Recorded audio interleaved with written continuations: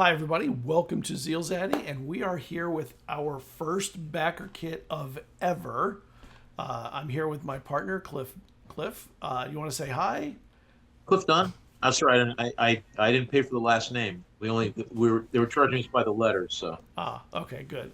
hi everybody. And we Just had the exact same amount of money, so we have five letter first names, so perfect. Tonight we're going to talk about our Backerkit of Midwinter's Terror. We're going to ask questions of anyone in chat if they have questions about it. The Backerkit went live this morning, and it is live now for 28 days, I think. We want to make sure that it ended early in December so you'd have a chance to get it and actually use it and play it in later, in December before the holidays, maybe with your in-laws. It could be potentially a good way to really break the ice. It could be the only thing less scary or more scary than your in-laws staying for a long time. So, Cliff, why don't I just give you the floor for a little bit? Talk about what the idea it was when writing this. a lot of things informed and inspired Midwinter's Terror. Not least of which is the idea of the old school Christmas ghost story. For some of us who remember Andy Williams and his old classic Christmas song, "It's the Most Wonderful Time of the Year." There's a line in there where they talk about there'll be scary ghost stories and tales of the glories of Christmases long, long ago. And at its heart and its essence, possibly the most famous Christmas ghost story, because this was the tradition back in the days in colonial times, in times preceding that, in Victorian times, people, as part of the Christmas Eve festivities, would tell ghost stories because winter, unlike we experience it in this modern era with electricity and central heating and all of the elements kept outside at a safe distance through glass windows. People in Victorian and colonial eras, and even the early modern era, uh, they lived in a world that was illuminated by candlelight, and candles were expensive, and you put the candles out at a certain point, and then you were in the dark, and it was scary in the winter time, and especially if you're in rural places where there's dogs and other wolves and coyotes baying. So all of these things lent themselves to telling ghost stories, winter ghost stories. And of course, in Western civilization now, perhaps the most famous Christmas ghost story is A Christmas Carol by Charles Dickens, which is literally the visitation of three ghosts upon this brum bum Ebenezer Scrooge, and it is a Christmas ghost story. And it's really, for many people now, it's possibly the only Christmas ghost story they have any personal connection to. So the idea of a holiday terror story or a ghost story or something creepy happening around the holidays lends itself very naturally to RPGing. And of course, um, we really haven't seen much of this. You see a couple of things every now and again. You'll see a supplement that talks about the Krampus. I've never liked the name Krampus, so I've never ever actually used the Krampus because it always sounded to me like a regrettable medical condition, and so I always thought that the name was kind of funny to me, and so I never instilled any particular terror or horror into me. But that's just me, by the way. That's with my modern, anglicized sensibilities. Anywho, uh, so tracking back onto the inspirations, and speaking about Christmas ghost stories, I remember one day thinking about being exposed to something. Might not have been a ghost story per se, but it might have been something wintry, and it reminded me of the nativity. And I also had a thought about how one of the great horror stories of the modern era, uh, and sort of a story that lent itself, at least some of its tropes, to other great, more modern tales of terror, was H.P. Lovecraft's Dunwich Horror, which was the story of the birth uh, of a horrific, partly monstrous humanoid named Wilbur Whately. And I had a thought one day that wouldn't it be interesting if the Dunwich Horror or the Dunwich Horror took place during Christmas time, and Wilbur Whately's birth was something of a subversion of the Christmas nativity, which is, of course, historically, by the way, the Christmas nativity, if it actually happened historically, did not happen in wintertime. It probably happened, in the summertime, but during the early, and this is not news to anybody, particularly people in gaming who often have a strong background in history or folklore. A lot of the Christmas traditions that we have now were uh, taken over by the early medieval church and the ancient church, as a way of co-opting certain holidays that were considered blasphemous in the ancient Yeah. era. The whole festival of Mithras or Mitra, which Yeah. took place on December 25th. Various winter holidays, Yes, right. various Northern European holidays, the Yule Festival, et cetera, all of which became eventually what we celebrate in Christmas time. So the idea of holiday horror, I think, appeals to a lot of people. I didn't see anything, in my own experience that related particularly to a nativity horror story, and then just kind of letting the imagination running wild through the fields of my imagination. It was easy to take things from our own personal pop culture experiences, things such as Rosemary's Baby, which was, very much influenced, I believe, by Lovecraft's, story.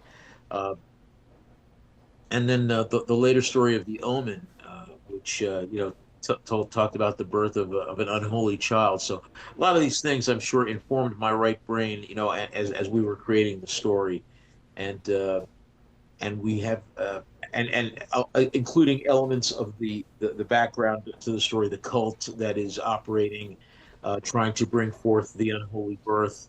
A lot of these things are just really right for the picking in this kind of adventure. Some of the influences also mentioned, if you want to talk a little bit about any of these, were the works of Ramsey Campbell and Laird Barron, and Shirley Jackson. Yeah, like Shirley Jackson, of course, was a modern master of horror, mistress of horror. The Haunting of Hill House, and a lot of great uh,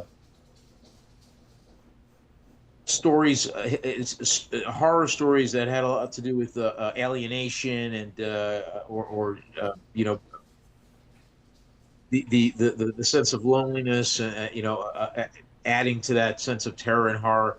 Uh, in the case of Laird Barron, he has some great stories that deal with isolated communities, and and the horrors that can, and I've lived in different places. I mean, I lived in Utah for 5 years, which is a wonderful place, and the people of Utah are some of the best people in the world. But as happens in isolated places, and I was a news director for many years out there.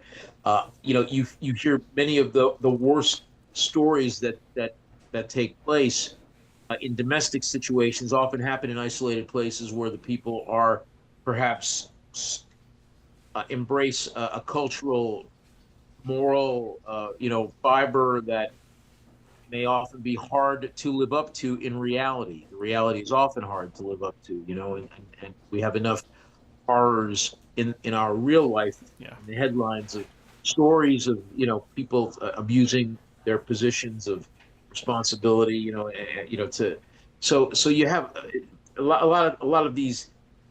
So Laird Barron writes about isolated places, particularly in the Pacific Northwest. Um, and, we, it's the idea, although we often associate the color black with terror and horror. um the cold, lonely expanse of white is also very evocative of horror, as we would Yeah. think in winter. I mean, this isn't new, but and this didn't inform it, but the idea, such as from Martin, the idea of winter is coming. It's very evocative because winter is scary. You know, it's white. Again, going back to winter ghost stories, holiday ghost stories and things like that. So all of these things, I think, uh, were elements that were ripe for the picking in this kind of story. And of course, who wouldn't want to role play the birth or possibly preventing the birth of an entity of cosmic horror who might lead to the end of the world. That was me. That was a tick. No. You mentioned in writing about this that one of the great opponents in it is the Covenant of the Black Cradle. Do you want to extend any information about that, or do you want to keep that behind wraps until? Yeah, what the cult itself, the Covenant of the Black Cradle, which sort of evokes the idea of a child coming forth, or the birth of something. Let's say something to occupy that cradle. Right. It's it has its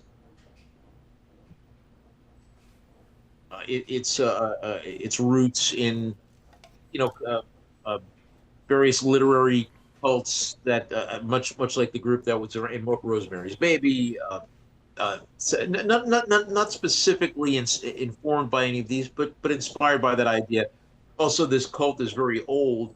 It goes back to, although we don't have a specific Hunger Vale, the name of the town where the action takes place.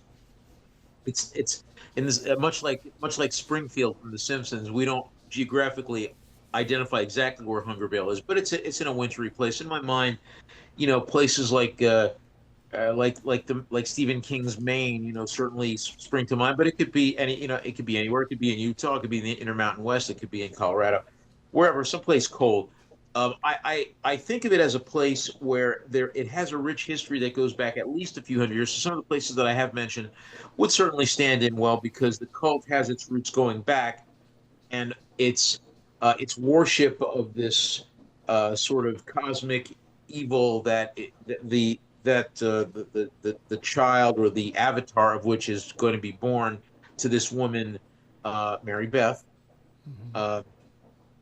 This young girl who is being used by the cult as the vessel to bring through the child. All of their beliefs go back hundreds of years. So as with other literary cults, this is the culmination of many decades of planning and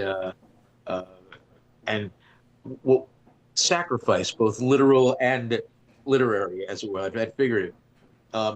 I'd offer too that some of the things that we will include in the offering are a background, the book of Hunger Vale, which is kind of goes into some details of how the region was settled, the original people. There was a mining community, which is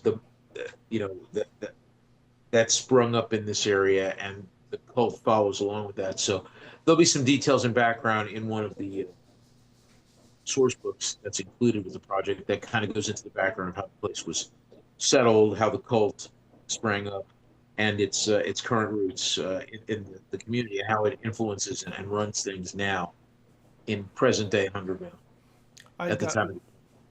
We had gotten a question on a Discord, and I dropped it into the chat, and it's a good question. What makes a Midwinter's Terror distinctive compared to other RPG horror adventures? Well, I mean, it takes place in the winter time, Christmas. I haven't seen that. I don't believe that. I think that gives it its modern roots. Give it inform the sensibilities of it. I also think too that we see a lot of horror, a lot of adventures take place in other time frames, and we're certainly the DM can, the game master who's running this can adapt it to whatever time frame they have. I find, or genre. Yeah, and genre, right.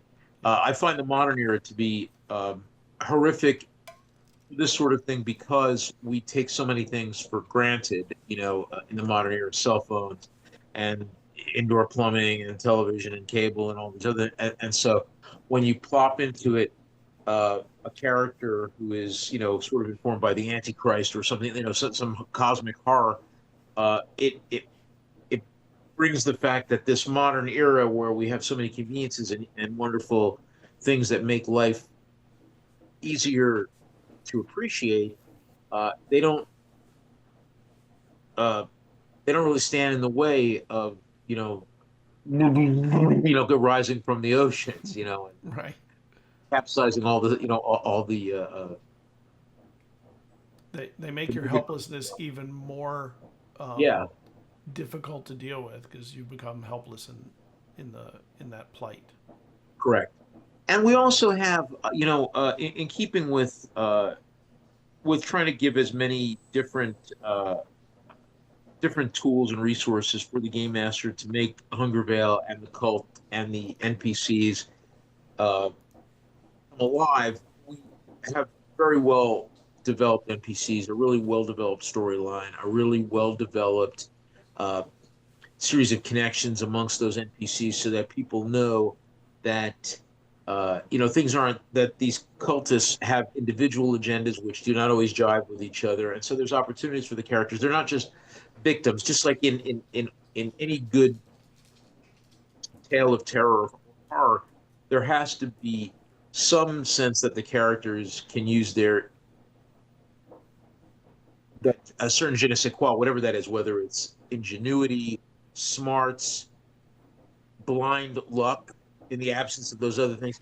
So these there are things that the characters can have that will influence events, even in the face of this uh, burgeoning cosmic horror and potential apocalypse.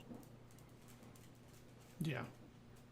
Yeah. We had gotten a comment all that I think is also appropriate is also death shrouds are white, which when you were talking about the snow and stuff, it's another good symbol of death that isn't black. And really the black as death is really a Western cultural thing. It's not necessarily the same in other places. In Asia a lot it's white. That's And when you think about called. Robert Frost, and miles to go before I see, the idea of this great expanse of white. It's an expanse of death, Yeah. and the unknown. So yeah, anything that can help. Terror is like comedy. It requires uh, a lot of elements and the active participation of the user in order to be able to appreciate it. So by creating a setting that the GM can help evoke these things, this loneliness, this sense of, and of course, P.S. When they get to town, when the characters get to town, uh, they find that there's a festival going on. There's a holiday festival, so there are there's a disparity of elements and things that are taking place. There's both the joyfulness of the holidays, but also the underlying terror and horror of this birth, and people in town are hip to that, and Yeah. their worldview. Anticipatory in both the good and bad ways. Right, exactly. So there's, I think, a lot of things that a game master who or mistress who prepares and gets themselves in a place where they can really play the heartstrings and the emotional tension of the as things build up, can really get a lot of value and a lot of joy out of running this adventure, and a lot of horror. One of With the the things joy. that I find when running horror is that the best players for horror are ones that don't come in with an idea of winning. They instead come in with an idea of maybe uncovering a mystery or exposing people, but not with the implicit intent of defeating the monster. It Right, and actually is dying. more interesting when they know that they're doomed halfway through. Right, and taking that into account as they inform the characters that they want to play within the framework of the game, saying, and you don't have to know what's going to happen in the game, just knowing that you're going to play in something in something that involves cosmic terror, that can help you as a player who's creating a character get into the spirit of the thing, and will make your own your character's own fate, regardless of what that is, um, much more on point and tracking with the kind of adventure and the kind of fun that you're looking to have in an adventure like this. Yeah, one of the comments was horror and satire both need buy-in from the whole table, which I think is 100% true. One thing that we've discussed a little bit is the fact that this is really a short adventure, 2 to 3 sessions probably, but it could be the beginning of a much longer horror campaign. You want to talk a little bit about your thoughts on that and how you would, if you were going to run it and decided to make a longer campaign, what would you do to do that? Right, and the part of the layers of the onion, the mystery that unravels as the adventure unfolds. I don't want to give too much away. Yeah. Is seeing how how the cult has set up the circumstances for which this cosmic this event of cosmic horror takes place, and so the adventure in the micro is, do the characters participate in, do they thwart this, do they take part,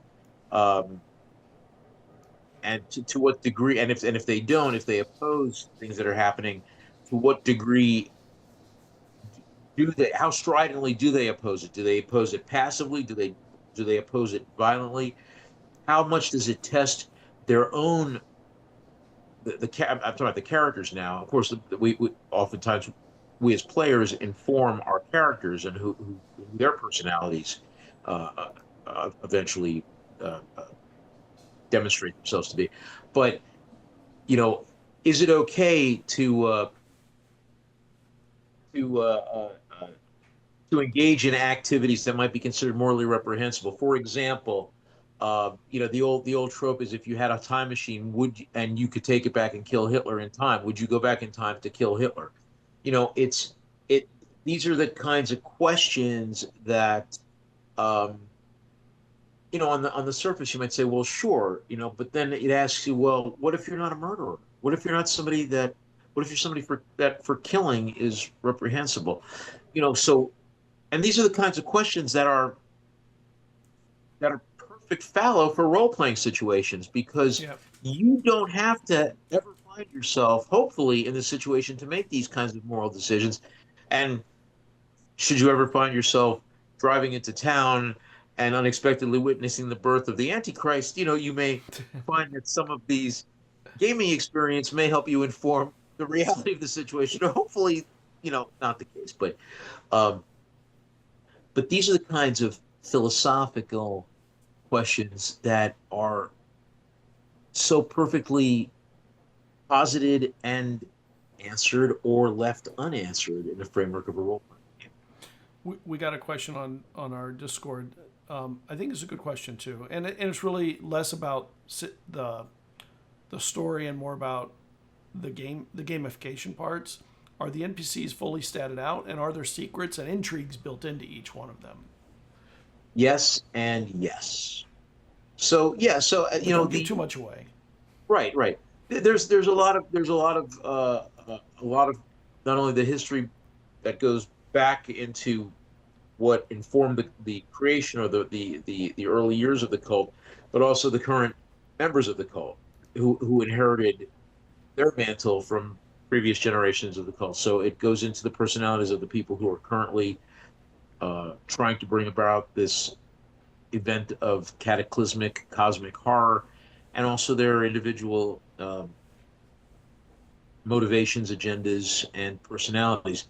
And as you discover, both in literature and in movies and in real life, evil people do not always. Sometimes they come together for mutual purpose, but oftentimes they fall upon each other because they're evil. They can't be trusted. Sorry, I scare you.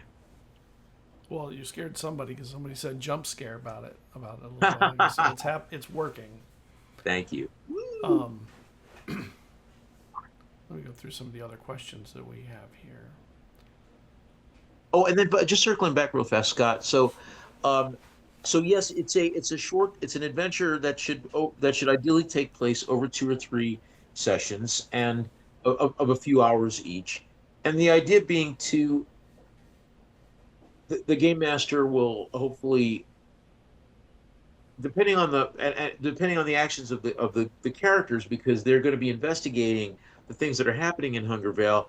Uh, by their own steam. They're not going to, we're not leading them by the nose to go here, here, and here. There's going to be different situations that they can encounter, and the people that they encounter.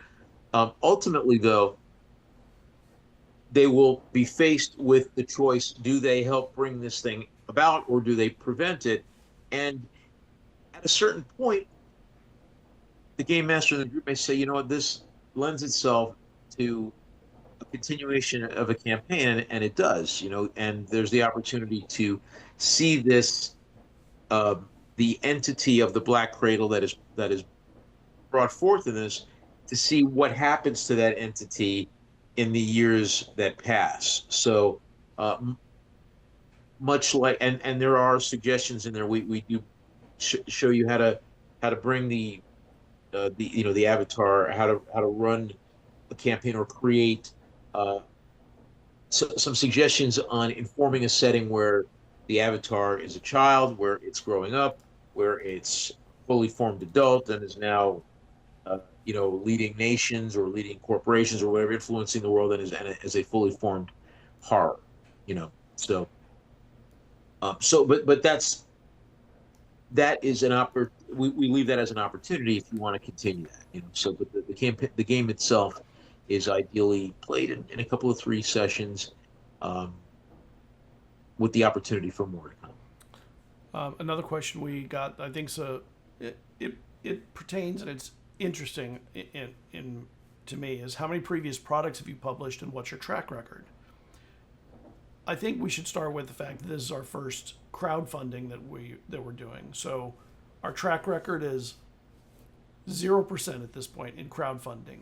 But we have published many products that are available on drive-through for both D&D 5e and Cypher System. About 40 different titles. About 40 different titles, varying in length from a few pages to 60 pages. And this book, I'm currently laying it out. It's not complete yet. But I'm expecting this to hit about 70, 75 pages, I think, is where it's going to sit, is where it's going to end up. Now, that could go up or down a little bit, but it's going to be a pretty long book. One of the questions had alluded to the idea that, like, well, why not print? And there are a couple reasons. One of them is the time frame to be able to get it to backers in time for the holidays. First off, it's very complicated to get a drive-through print copy of something for the holidays without getting it basically finished 6 months in advance. And nobody's really wanting to back horror 6 months before Halloween. They want to do it a little bit closer to it. So Right. we decided we would go digital only. We also decided to make it an inexpensive product because it's digital only and there's not all the effort of putting all the print in, but make it a really deluxe PDF, fully indexed, bookmarked, menuing to jump back to, say, the TOC from the pages themselves. And then with the highest level, even VTT tokens and images you can use to show your players on screen. And there's even an add-on for overlays if you want to be able to stream it. So I think there's some, I don't look at it as being a book as much as a digital delivery system. There's a lot of things that go into that. And it's one of the things you get that is maybe better than a book. Is there a chance that we could do it as a book down the road? I'm not going to say no, although I will say a lot of the art is very dense and would be a problem printing through drive-through. We'd have to print it outside of there to be able to handle the amount of ink that it would take to get a lot of those darks to look right. And that leads to other complications that are a little bit tricky in and of themselves. There are questions too. Another question I think is interesting because it talks that the digital thing supports also. It says, how do you plan to support the product post-launch? Updates, errata, community expansions, what have you. Potential for expansions, although it's not in the pipeline at the moment. We have other products in our pipeline that we're excited to get out also after this one. But because it's digital only, if we decide to update things, it's a very easy update through drive-through. We make the update, upload the file, you get informed that there's been an update, and you can download the new file, the updated file, whenever you want. So there are some really wonderful things about digital. Don't get me wrong, I love books and digital. I think they're both amazing in their own ways. They're beautiful. I think paper is beautiful, and honestly, I love the smell of the ink, but that's because I've grown up in graphic design and living around printers. So we do have some things next year that we're planning on doing that will be printed products that we're going to crowdfund. But this one it's our first excursion in, and we wanted to do something where we could test the waters, make sure we understand the system before we go and do something very complicated like a setting or something where there's 300 or 400 pages, hardcover, softcover, deluxe editions. All of those things add complexity to an already complex process, and this is a good way for us to test and get out of the way the understanding of doing good crowdfund programs. If you have any other questions you want to drop them in chat, you can. I'll go through some of the other questions, unless there's something you wanted to add before I bring them up. Are there any content warnings that GM should be aware of? Cults, for sure. Well, no, I mean, we're all adults Yeah. here. I mean, if this isn't your cup of tea, steer clear of it. I mean, that's it. Yeah. If you don't like goblins, stay away from games where there's goblins.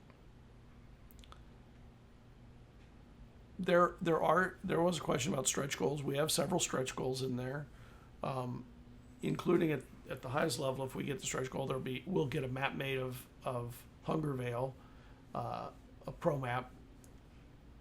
Of course, that would not be delivered in the time frame for the December release. And I said that in there. There's a couple of them that if we hit those, they'll be delivered a little bit after, or as soon as we can after. One of them is the map. One of them is a short story that Cliff would write about, or in the setting of Hunger Vale. Actually, let me look at the page and I can go kind of remember what the other ones were. The add-ons beyond those are the pledge levels. I mean,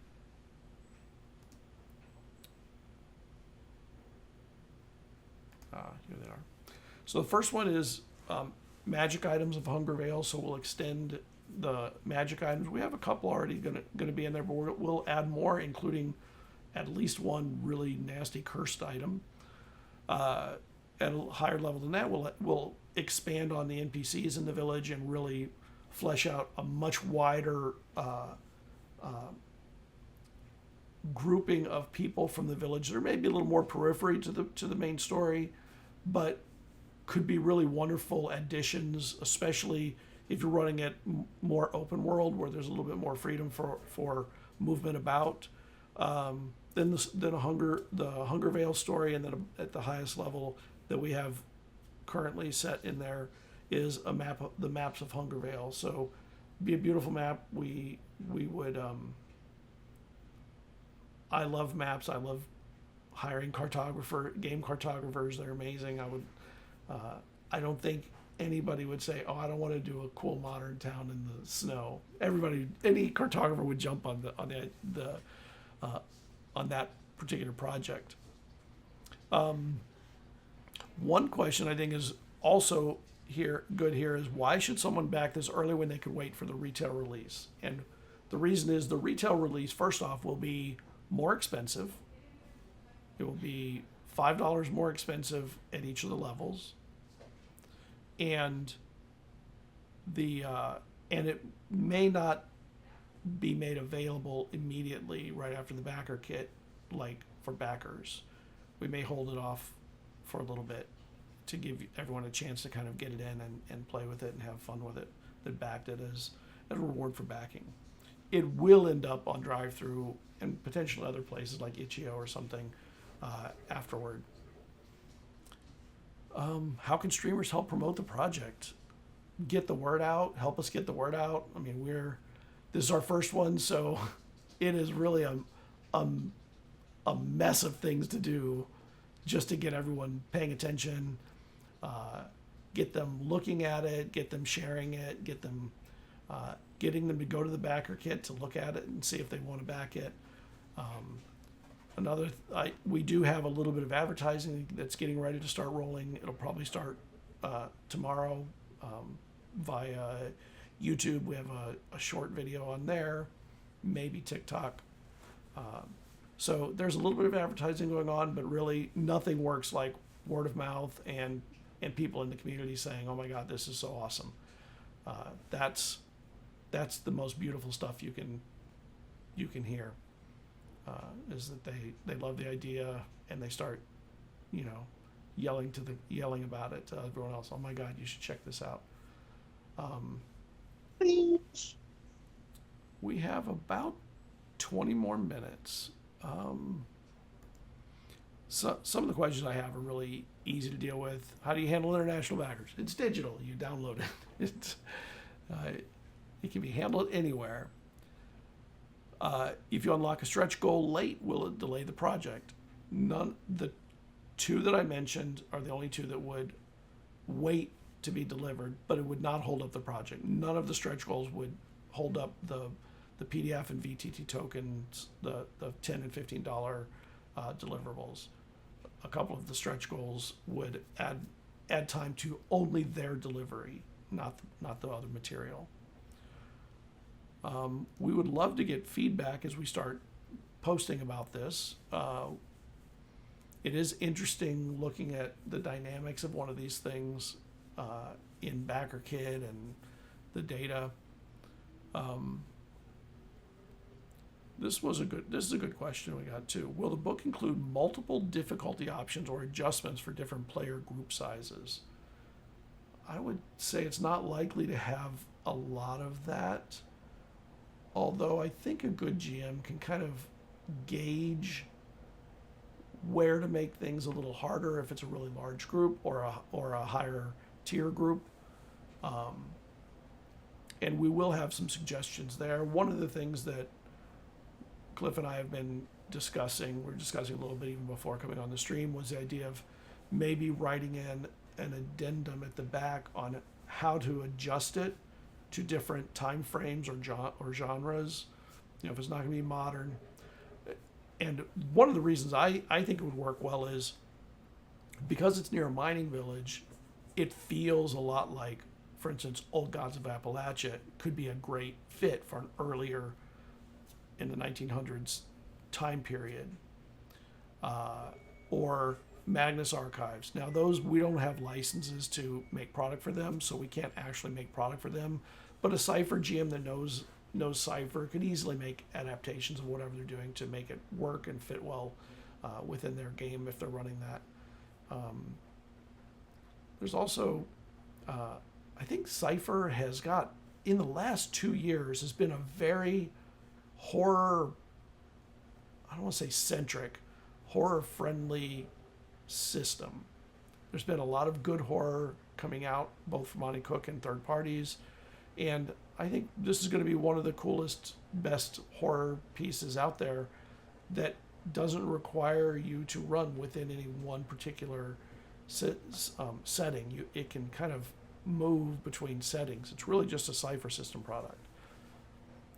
I know that's very gamey and not narrative. What else? You mentioned streamer-friendly tools. What are those exactly? Overlays is part of an add-on.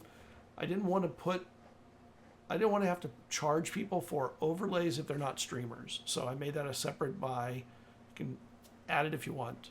But then tokens and images.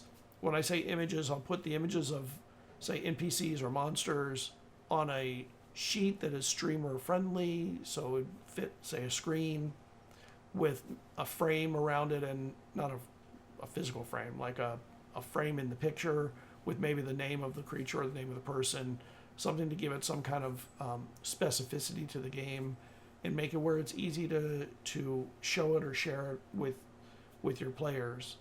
I'm also, I think that a lot of PDFs, because you want to share the images, they make it hard because there's text on there that you don't want them to see. So it'll have the text removed to make it easy to share without giving them the information, the secrets around them. That always drives me nuts whenever I get these games, and I have to find a way to get the picture showing to someone without giving them all the information of the text. And often there's like text running over part of the picture. So I was like, I'm not going to do that. I'm going to make this easy for them. Let me see, are there any more questions in there? No, but there is a comment that paper is sexy, and it is totally true. Paper is sexy.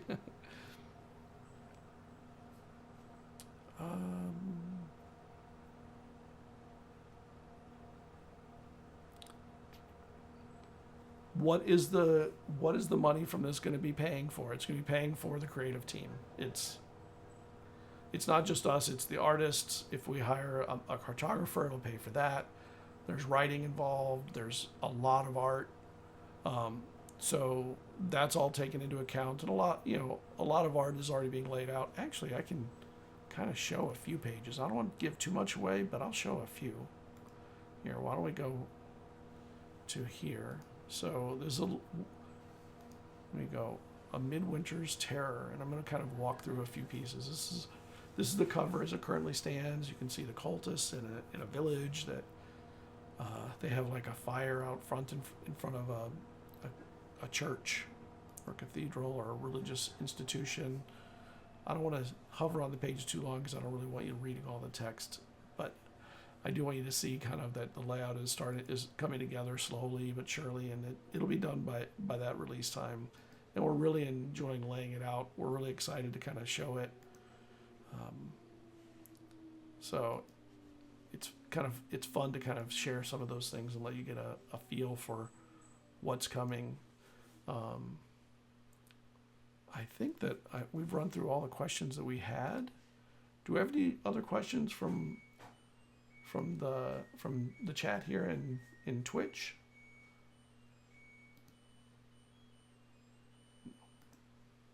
Okay, well then I think we're going to wrap it up. We will make this available on YouTube, and we'll share it back to Backerkit.